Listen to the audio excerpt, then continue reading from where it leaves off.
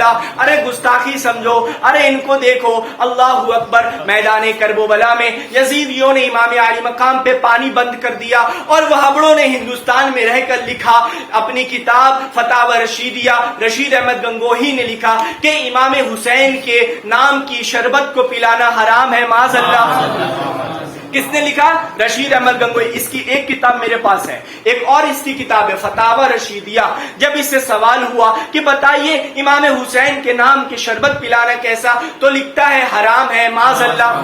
اس سے سوال ہوا امام حسین کے نام کا کھچڑا بنانا کیسا، تو لکھتا ہے حرام ہے، معاذ اللہ۔ کہو معاذ اللہ۔ امام علی مقام کی شربت کو ان حرامیوں نے حرام کہہ دیا، ان سوروں نے حرام کہہ دیا۔ اب اسی فتاوی رشیدیہ میں جہاں پر امام حسین کی شربت کا سوال ہوا تھا، اور اسی فتاوی رشیدیہ میں سوال ہوتا ہے بتائیے ہولی اور دیوالی میں جو مٹھائی آ جائے تو حضرت کیا کرے؟ رشید احمد گنگوہی کہتا ہے خوشی خوشی کھا لیجئے، معاذ اللہ، معاذ اللہ۔ امام حسین کا کھچڑا کوئی سنی بنا دے تو وہ بڑے حرام کا فتویٰ دے۔ اب دوسری جگہ، اب ان کی حقیقت دیکھو کتنے حرامی ہیں۔ اب رشید احمد گنگوہی سے فتاوی رشیدیہ میں سوال ہوا حضرت کوا کھانا کیسا ہے؟ کیا کھانا؟ کوا کھانا تو اصل میں یہ کھاتے ہی حرام کا ہے، اس لیے جب بھی بولتے ہیں تو حرام کی بولی بولتے ہیں۔ جب ان سے سوال ہوا کوا کھانا کیسا ہے تو لکھتے ہیں جائز ہے، معاذ اللہ کہو، معاذ اللہ۔ اور لکھتا ہے جائز کے علاوہ ثواب بھی ہے، معاذ اللہ۔ ان وہابڑوں کو پہچانو، ان مردودوں کو پہچانو۔ امام علی مقام کی کھچڑا کو انہوں نے حرام کہہ دیا، امام حسین کی شربت کو انہوں نے حرام کہہ دیا۔ اب سمجھو مسلمانوں، 5 منٹ اور بات کو سمجھو۔ کربلا میں یزید تھا، ہندوستان میں وہابی ہے۔ کربلا میں یزید تھا، امام حسین پر پانی بند کیا، ہندوستان میں وہابی ہے۔ امام حسین کے نام کے شربت کو بند کیا، کربلا میں یزید تھا، امام حسین پر کھانا بند کیا، ہندوستان میں وہابی دیوبندی ہے۔ امام علی مقام کے کھچڑا کو حرام کہا، کربلا میں یزید تھا، امام حسین کو شہید کیا، اور ہندوستان میں وہابڑے ہیں لکھتے ہیں کہ ان کو قتل کرنا صحیح تھا، معاذ اللہ کہو، معاذ اللہ کہو۔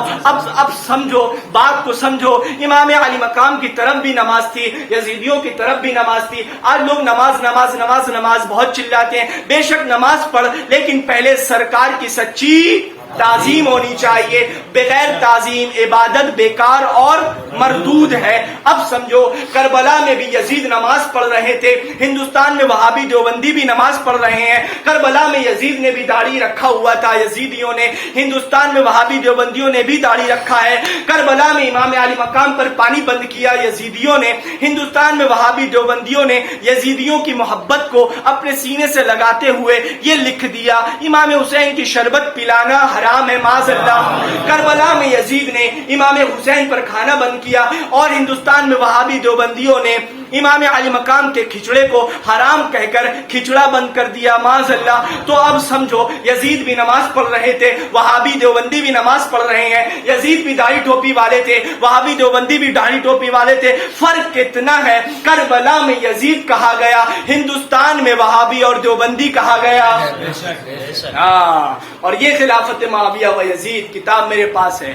یہ تبلیغی جماعت جو ٹہلتے ہیں، گھومتے ہیں، آؤ دین کی بات کریں، آؤ دین کی بات، ارے یہ دین کی بات نہیں ہے، جہنم کی بات کرتے ہیں۔ ان کے مولوی کی یہ کتاب ہے جس میں لکھا کہ امام حسین کو، اور مردود نے لکھا اگر امام حسین کربلا میں بچ بھی جاتے تو بعد میں ان کا قتل کرنا واجب تھا، معاذ اللہ، معاذ اللہ۔ پہچانو ان وہابڑوں کو، پہچانو ان تبلیغیوں کو، پہچانو ان یزیدیوں کو۔ یہ یزید ہیں، یزید کی نسلوں سے ہیں۔ اگر تم نے ان سے دوستی کری، اگر تم نے ان سے رشتہ داری کری تو ہم نہیں، ہمارا رب۔ اب بس اتنا سن لو کہ جو ان وہابڑوں سے دوستی کرے گا، ابھی گستاخی دیکھ لی نا، دیکھی گستاخی، وہابیوں نے نبی اور امام علی مقام کی شان میں کیسا کیسا لکھا۔ اب جو ان سے رشتہ داری نبھائے گا تو ان کے بارے میں بھی تو سن لے۔